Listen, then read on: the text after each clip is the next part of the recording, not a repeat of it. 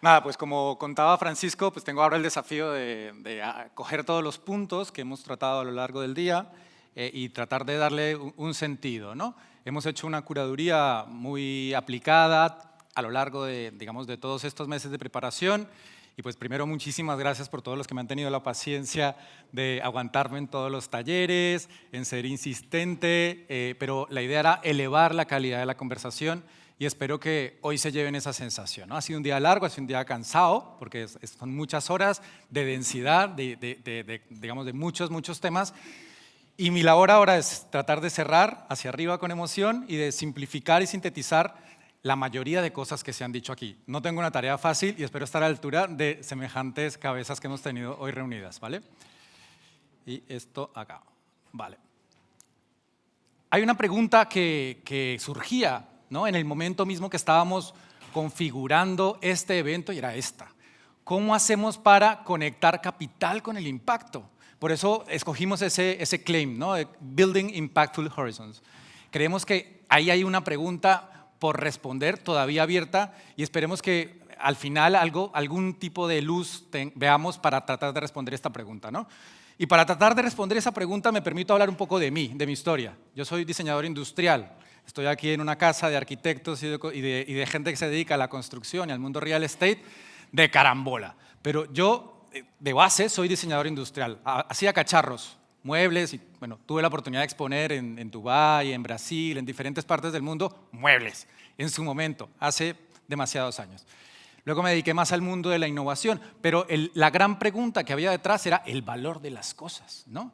Y el valor de cambio de las cosas y el valor de la belleza, por ejemplo, en este famoso exprimidor de Stark, que no exprime bien y deja un reguero y al final no sirve, ¿no?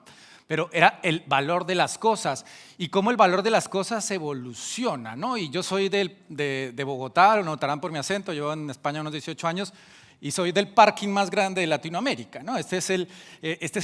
¿Cuál es el valor de las cosas? ¿Cuál es el valor de tener un Tesla aquí? ¿Tiene algún valor?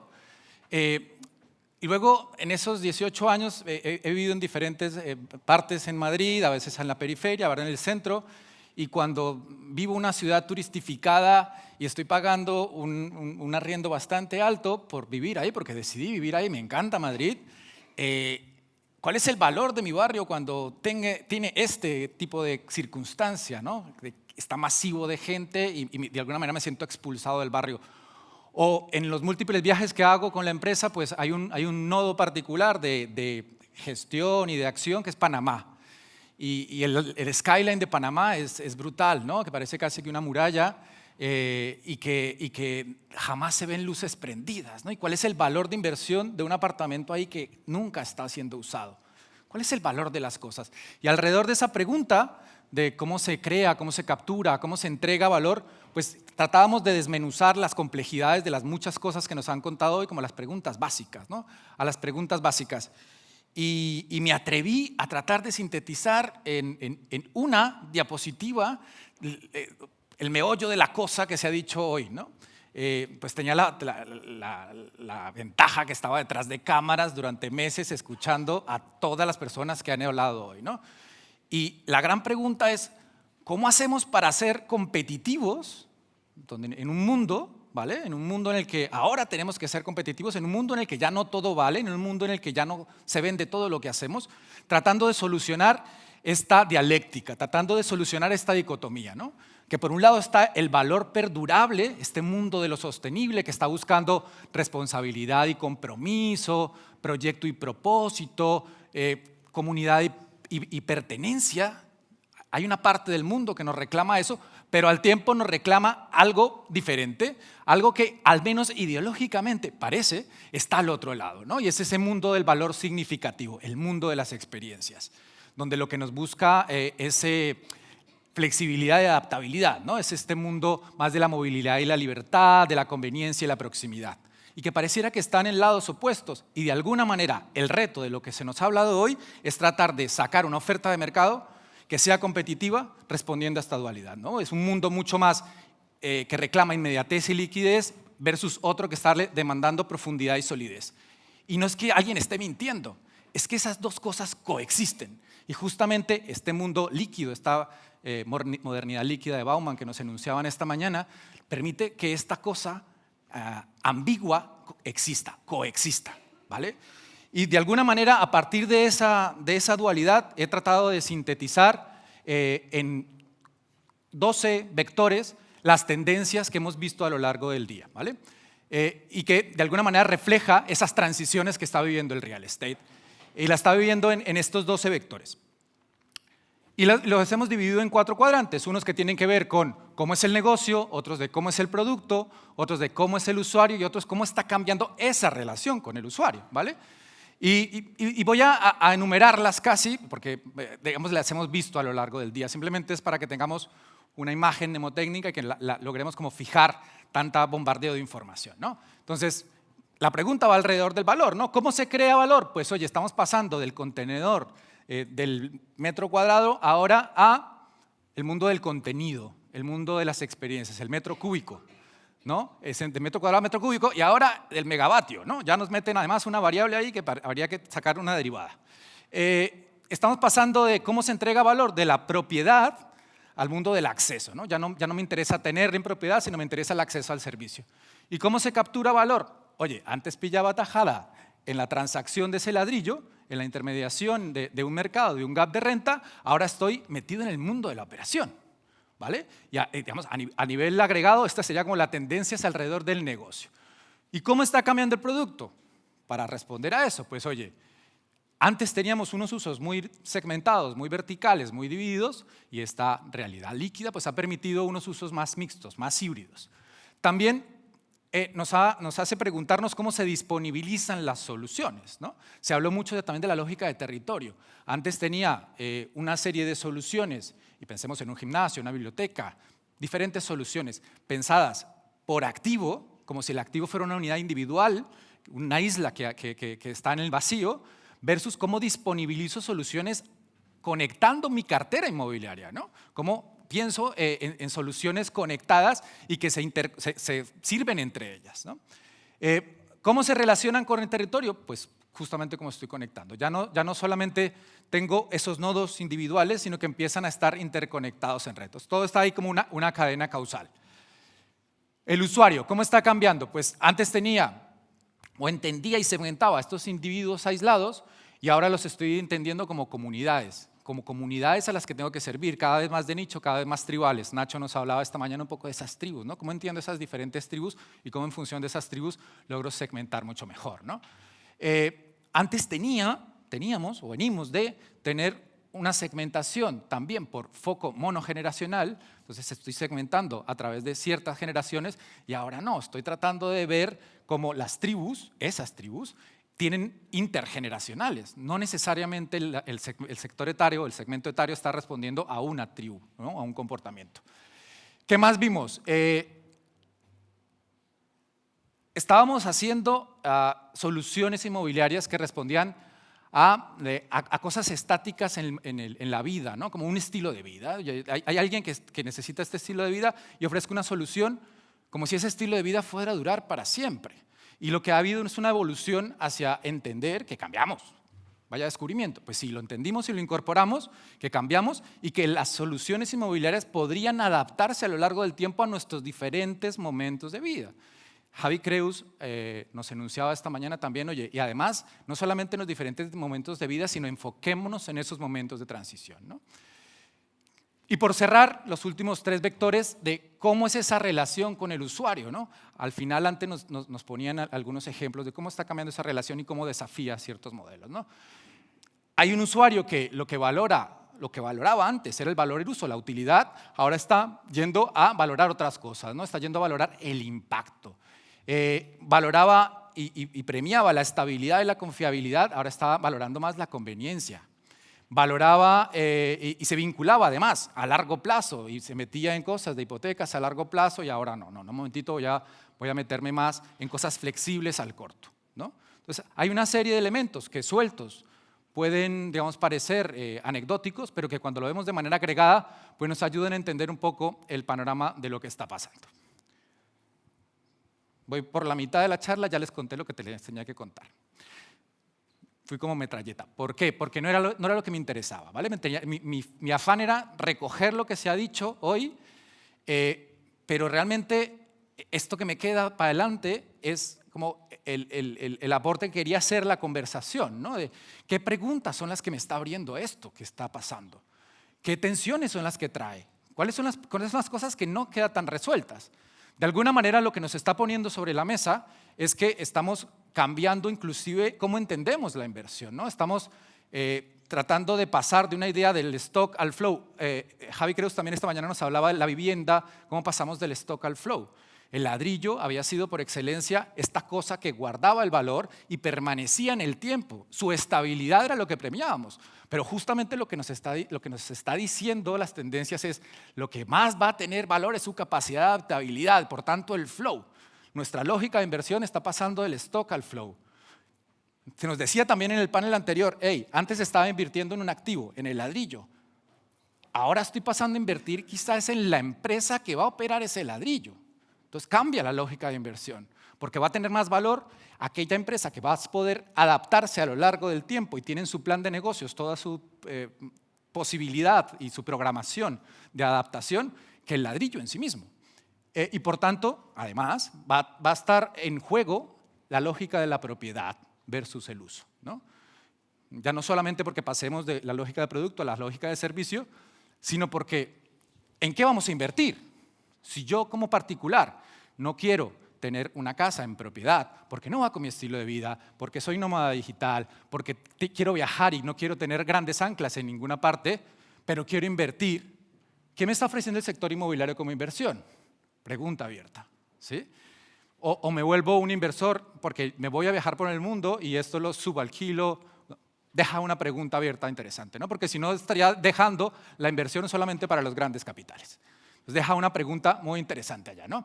Y aquí me salté, pero realmente lo que nos está preguntando es, oye, ¿y cuáles son esos nuevos instrumentos financieros, contractuales, de riesgo, de inversión que supone todo esto?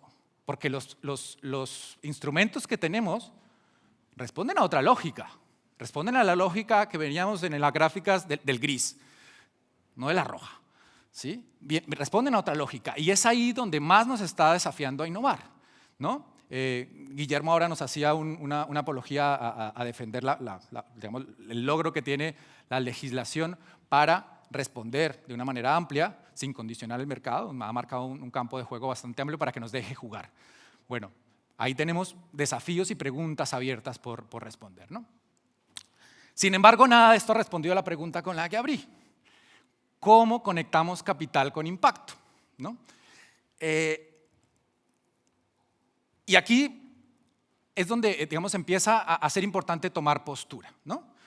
Uno podría pensar que hay un tecno-optimismo con todo el tema de la digitalización, e inclusive un mercado optimismo, o un sesgo mercado afirmativo, que diría, oye, lo que pide el mercado, como también se decía esta mañana, pero al final hay que tomar postura. De alguna manera la financiarización del sector inmobiliario ha separado valor y beneficio de ganancia y rentabilidad. No todo lo que me genera ganancia y rentabilidad realmente viene de un beneficio y un valor real. Lo sabemos muy bien. ¿Por qué? Porque está en el mercado de capitales. Y entonces, al final, tengo que tomar postura. Tengo que tomar postura. La servitización, la plataformización, la datificación y la reconversión de todos estos activos nos está llevando a tener una lógica extractiva del capital, por tanto, generar ganancia y rentabilidad sin que realmente cree beneficio, o sí. O tomo postura y, desde una lógica creativa, le apuesto a tener un valor y beneficio que luego me genere ganancia y rentabilidad. Es una opción. Hay que tomar postura. Esa es la apuesta que estamos haciendo, ¿no? Y si uno se empieza a pensar, ¿no? Desde, bueno, ¿y qué mecanismos estamos teniendo para crear valor? Pues los tradicionales que estábamos teniendo era capital, location y el edificio, ¿no? Capital, lugar y el edificio.